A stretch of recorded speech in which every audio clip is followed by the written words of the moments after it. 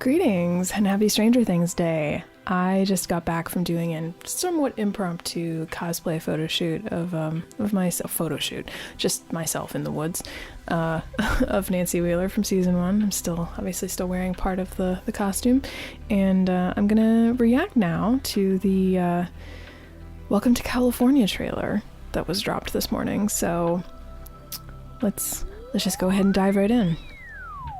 Welcome to California, indeed.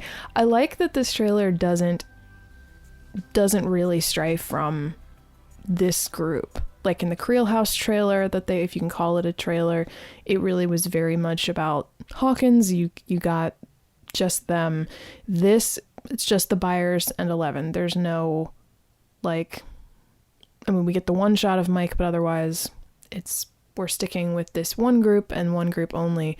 I like that. I think that's pretty good. In fact, I almost kind of wonder, based on the way that this trailer is set up, I actually kind of wonder if we're going to see some episodes in the 4th season that stay entirely within California and then entirely in Hawkins. Entirely in Hawkins makes sense. That's been where we've been all along, but I think it'd be kind of cool if they do whole episodes where you don't leave California. You're like just here, because that's what they did with Lost Sister.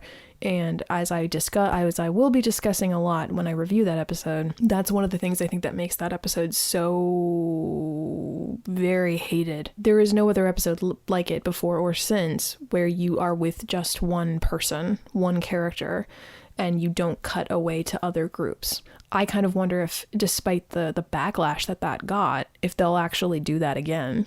Especially because if they did it now, it's not just one character. You have Elle, you have Will, you have Jonathan, and you have Joyce. I'm a little bummed we didn't get to see more of Joyce in this trailer. I understand this is clearly from Eleven's point of view. I mean, it's very typical Stranger Things. I'm very invested already. I really want to know what Will's up to. I love that he's painting. That's really cool that he's continuing to really invest in being an artist. That's great. 11 looks like she's picked up a little bit of that. I'm a little worried about Jonathan, if I'm honest. He's going to become a stoner. I kind of hope that doesn't happen, but I guess we'll see. I'm really curious about this guy driving them to school. I actually haven't kept up a lot on what's been talked about, what's been rumored with the new cast and everything. I'm reacting to these trailers that they're releasing, but I'm kind of trying to go in pretty much otherwise cold. In spite of the fact that I like to have a lot of production information, I haven't been following the set photos very closely. Just, when they come up in my, my social media feeds, I look at them, I check them out, but I'm trying not to go down those rabbit holes, because I really want to come into season 4 kind of clean. And then as the season hits, I want to be able to react and then do some research after the fact, especially because right now so much is rumor. But in spite of the fact that this does feel very different, not just from previous seasons of Stranger Things, but also from, it feels very different from that Creel House trailer. They don't feel like they're part of the same story. And that may be intentional, but at the same time, that worries me a little bit, that we have this disparity between tone, and that may be just them trying to say, we're covering a pretty broad range of stuff.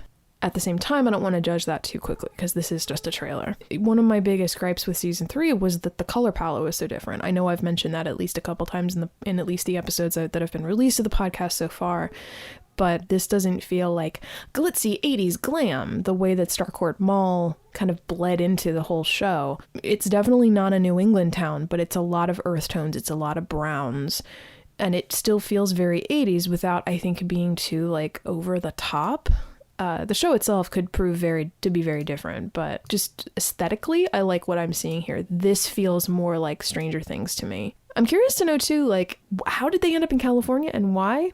I mean, again, that might be out in the zeitgeist somewhere, but I haven't heard it. I would like to know what kind of correspondence 11 has with Max, considering that Max lived in California. And I just feel so bad that Elle is having such a hard time. I mean, it bums me out kind of on a more meta level that 11 is back in a situation where she has to go to a place. I mean, granted, it's not hard to say what home life is like, because clearly she and Will look like, I mean, at least the shots we get in this trailer, they look like they're getting along, everything looks fine.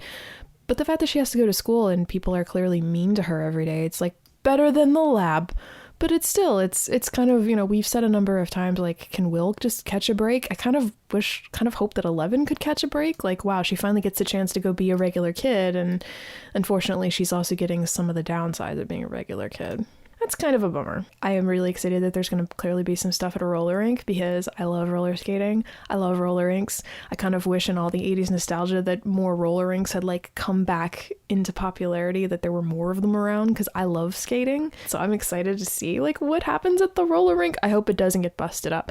And this is one occasion where like this is a lot of 80s glitz and glam, but it feels like this is one part of a much bigger whole. I will be less than thrilled though if the roller rink ends up becoming like a central focal point of the season, at least from where the Byers and 11 are at. But it doesn't give me that impression from this trailer. It looks like it's a highlight at one point rather than, I mean, it may even only be in one episode, we'll see. But there's a lot of action in this montage, and I don't mind action. I think action is fun. I mean, I stand by what Heidi and I said about the van chase at the end of season 1. Very minimalistic compared to just a lot of other things in general, but even compared to where they would take Stranger Things as a show. Yet it's very gripping, it's very exciting because of the stakes that are at play, because of the story and the character motivations and the threat that's being leveled at them. And it concludes with this like pretty powerhouse move from 11. That's my only real issue with action, is if it's not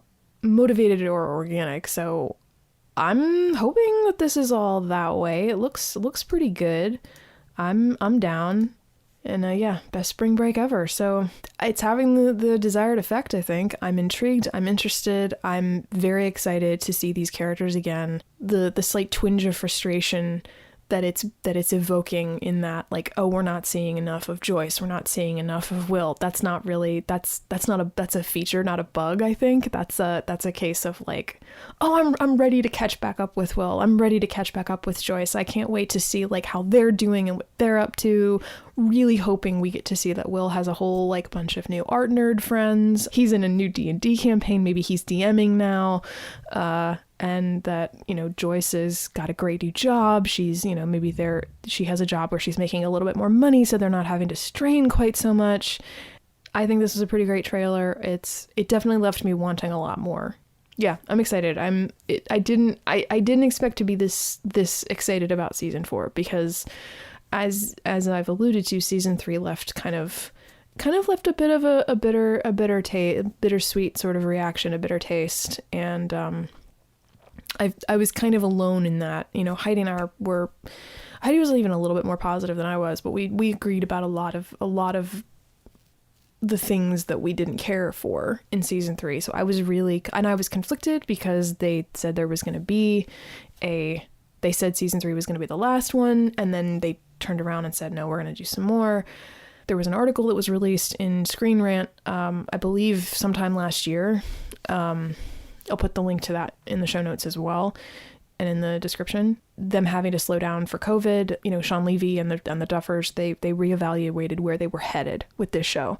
And that's kind of the big takeaway I think I got from season 3, and I felt better about that even after I read this article, because there was a sense of, they kind of admitted, sort of indirectly, that they really didn't know what they wanted to do with the show. I think season 3 really shows that. Season 2 was a little bit messier than season 1, but I still think they had a pretty strong vision of what they wanted to do. I think hence The Lost Sister. And I think season 3 just felt a lot more chaotic, a lot less controlled, a lot less clear about what they wanted. So hearing that and seeing that in the article, it was like, okay, you guys were aware of that. And then moving forward into a season 4, they said we really had a chance to sort of narrow the scope and really figure out what we wanted. And now we have a really clear end game in sight. And it was like, awesome. So I'm a lot more encouraged about everything else coming out. I still have concerns. I mean, of course we all do, but I'm really happy that I feel so interested, and I'm so encouraged by what I'm seeing. So love to know your thoughts. Join the conversation. All of our social media stuff is in the show notes and in the description. Thanks for joining me for this little breakdown, and until next time, over and out.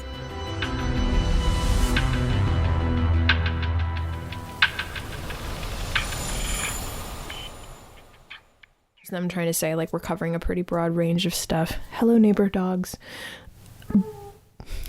They want to get in on this discussion too.